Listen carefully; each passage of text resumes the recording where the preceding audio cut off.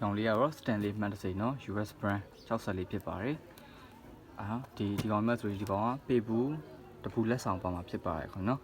ကောင် SG7 100A ဖြစ်ပါတယ် Stanley 64 950ပဲဖြစ်ပါတယ်ခင်ဗျနော်ဒီမှာဆိုရှင်ဒီလို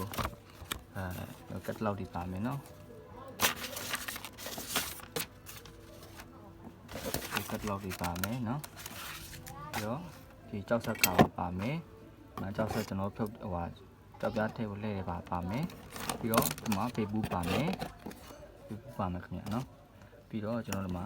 grinder ဒီမှာတက်မယ်အားလေးပါမယ်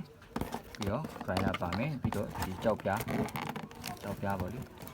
ကြောက်ပြားဘူးပါမှာဖြစ်ပါတယ်ခင်ဗျာနော်ကြောက်ပြားဘူးပါမယ်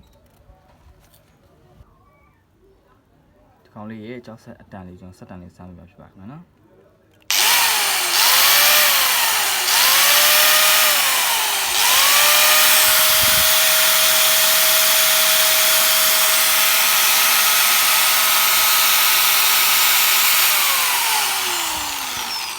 ဒီမှာတော့ QS အသားစိတ်ပါမှာဖြစ်ပါခင်ဗျာနော်